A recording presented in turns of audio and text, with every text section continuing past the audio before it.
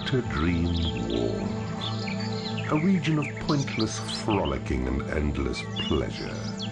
No one here understands the true meaning of suffering and random shocking violence meted out arbitrarily. Water Dream Warm, eh? Well, let us turn it into a wickedly wet dream warm with their bountiful blood, where we will allow the demon spawn to frolic in it for their painful pleasure. Not forgetting the aptly arbitrary violence vehemently doled out to the doomed dwellers above us, this neck of the woeful wood should become quite the holiday destination, don't you think? As always, my monstrous minions of the UnderTube, be sure to like, comment and subscribe, so as to avoid the arrogant company of a level 10 warlock, who has nothing to do but talk to you. Sent from yours truly. Now, to Water Dream Doomed.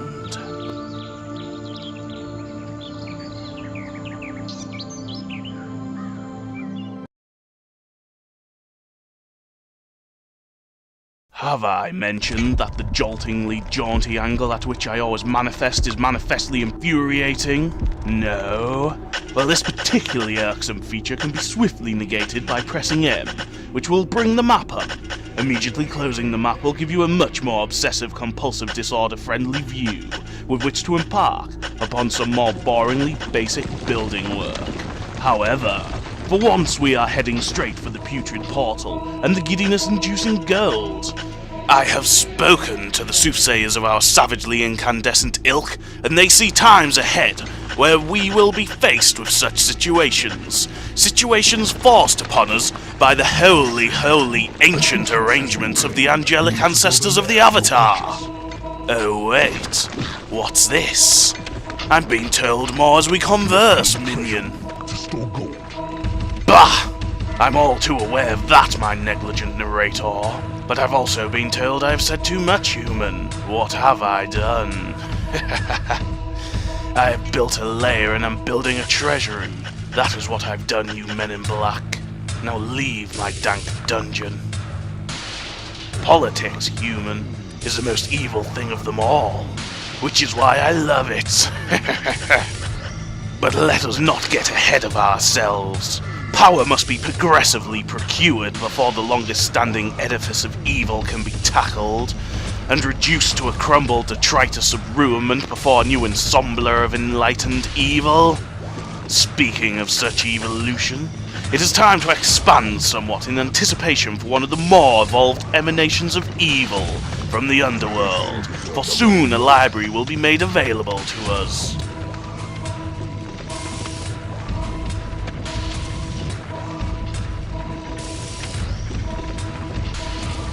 Did I not say? Did you not believe? Well, this impetuous imp had best believe I will slap it to death should it not follow a more beneficent strategy. Claim that which I want, you imbecilic imp.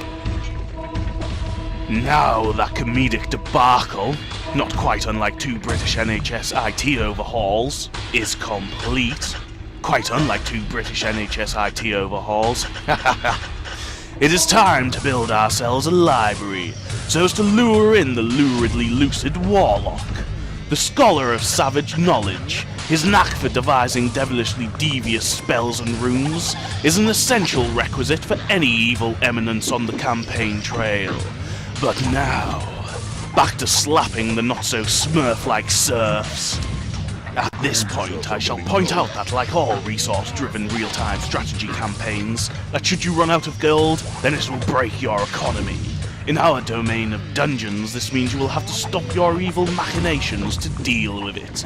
And, hang on, my marish minions, I sense a disturbance in the ethereal ether. Indeed, there was a disturbance, my mercurial minions. An agent of everyone's enemy just paid a visit, as evidenced by the temporary and temporal nature of the moving montage before you jumping and stopping just now.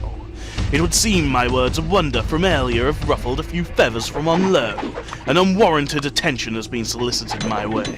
However, the man in black knew not what hit him, and I also extracted some particularly pertinent information pertaining to the imprisonment of some shuffling creatures of yore, but that is for later.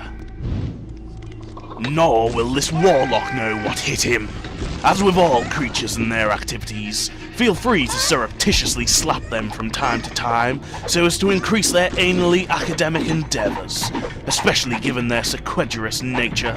However, be warned that given their penchant for prideful arrogance, they will be quicker to anger than most, and only a smattering of ill-garnered gold will gouge their craven hearts back to your favour.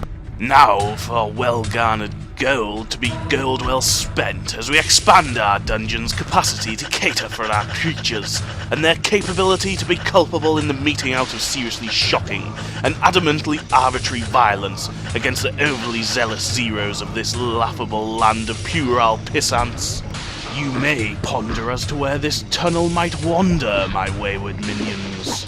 Just know that there should be a training room and 2 level 2 skeletons secreted therein, and if they are, then know it was not just the angels who had a part in shaping the underworld.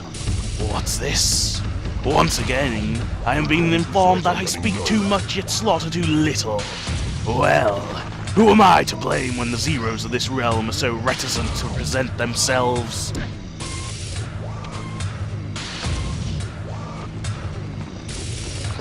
Sometimes, my naggingly unnecessary narrator, you prove yourself to be a neurological necessity in the department of savagely statistical numeracy, especially wherein my oversight is not an all-encompassing sight that is a might to encompass through the sleight of human perception.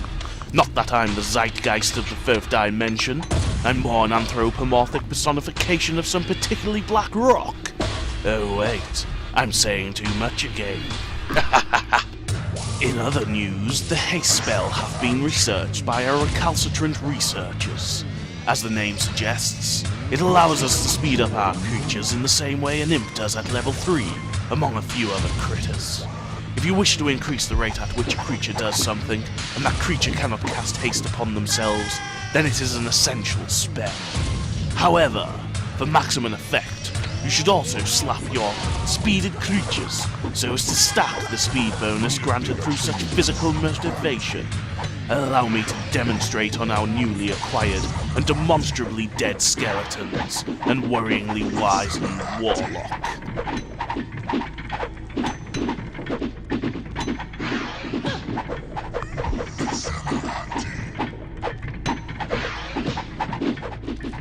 Now I feel a further expansion of thy training room is called for, as well as our gold supply, so as to fund the frivolous and not-so-spendthrift provision of the haste spell for our training creatures.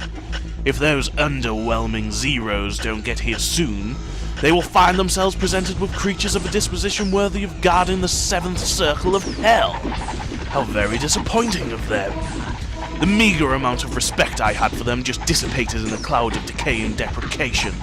I thought they looked forward to death, hence their thrice poor showings. For shame, my satirically maniacal minions. And you, narrator, I embarked upon the endeavour of training a warlock some time ago. For after all, he who dares wins. Or should I say, he who dares to be evil wins.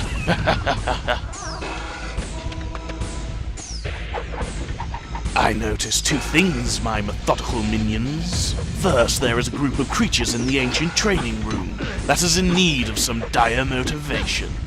Second is what appeared to be a keep, hewn from the magical rock by forces much more primal than you and I.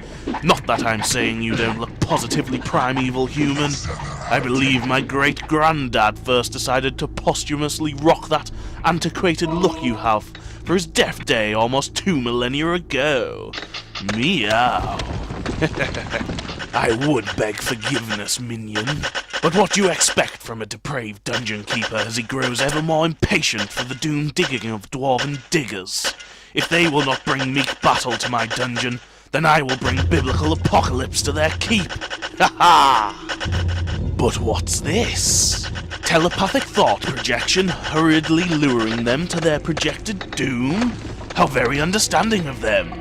I'll be sure to have some adequately trained representatives of the apocalypse ready to meet them with open arms. Open arms of warfare, that is.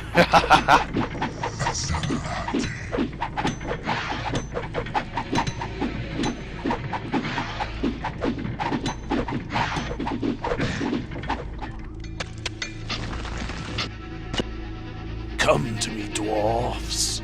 Come to me like a doomed moth flittering to the light of death.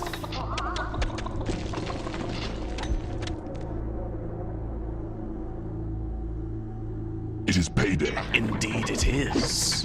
And it would seem that my creatures are going to earn their keep for once. You have tunneled into a new area.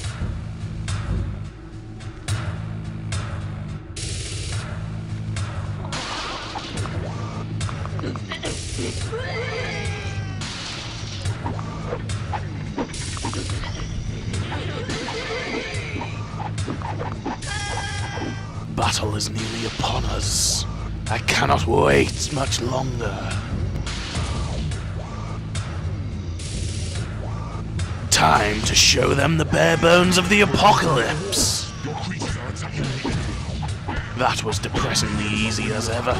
I yearn for battle so much so that I am willing to sully my mind by sharing it with a skeleton. But at least theirs is not so full of fear like those impetuous imps. In fact, it seems to be devoid of anything except loyalty to its master. Now that's my kind of fealty. Well, would you look at all that gold, my covetous minions? Were they hoping to bribe me? I may be a degenerate dungeon keeper, but I have my scruples, and bribery? Ha! But thievery? That I can live with, foolish heroes. Now die before thy blade wielded by a hand of bone, and know that only an 80% teeth will save you from my demon spawn's teeth.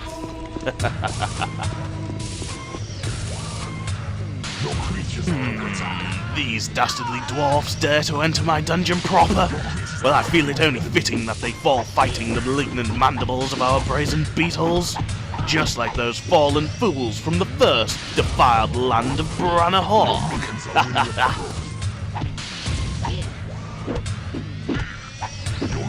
Wise words indeed, my nefarious narrator. 'Tis good to have the smell of blood wafting about the place once more. It has the same reality-obscuring effect on our creatures as an Airwick plug-in upon a housewife. Whatever that means.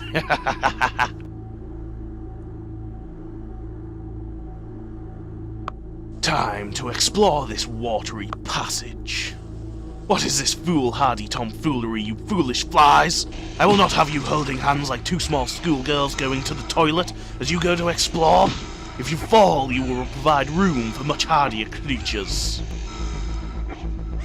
Look at their insurrectionist insubordination. I am truly loath to do this, but a keeper's got to do what a keeper's got to do. I am suddenly overcome by the purely puerile desire to seek out a pile of bile demon feces and gorge myself upon it. If I had anything other than a heart of white crystal, I'd be currently trying to be sick through it. At least that was a short possession, although I fear that the desire to feast upon feces will be festooned on my mind for some time to come. Down with the lord of the land that I don't have a mouth. Now to cleanse I mind by slapping some of my insubordinate subordinates around. For training purposes, of course. But you understand that, don't you, my unctuous underlings? What is this nonsensical dereliction of duty? Ah, of course, 'tis but the misguided moanings of a superfluously sequiturous warlock. As advised, some gold ought to make him climb down from his predictable pedestal of insolence. Although catching him is proving troublesome. Stand still lest I melt these coins and have them poured down your intractable throat. Are you trying to hold out for more, you pissant? That is foolish to the point of utter stupidity. We shall send you back to the pit. Ha! What the wretched fool fails to realize is I regularly visit the pits you allude to. My family resides there. After all, I put them there. Ha ha ha! And I believe this wizened warlock has learned his lesson, to let us save his worthless heart. This is more uncomfortable to watch than a one-legged ass-kicking contest. Oh wait, I meant comfortable. You have conquered this realm. Once again, that was despairingly easy. My mum always said that the evil road is the easy road. That's why I buried her. Well, my mercurial minions, this land is done for. Let us go topside and commence some shockingly arbitrary violence.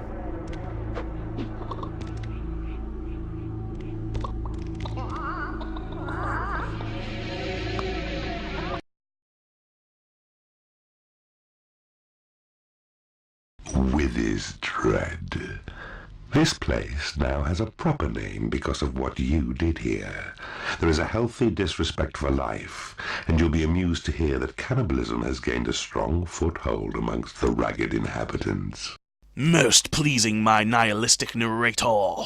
More chickens for our creatures, and with all the overtly vehement applications of gratuitously shocking violence, I can imagine there to be an ample supply of bloated bodies for the locally candid cannibals.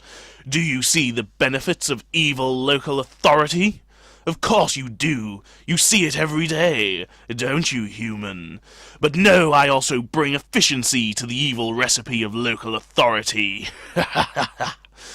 Now, my methodical minions, be sure to like this installment of thy evil campaign, and be sure to return for the next destination on our trail of terror.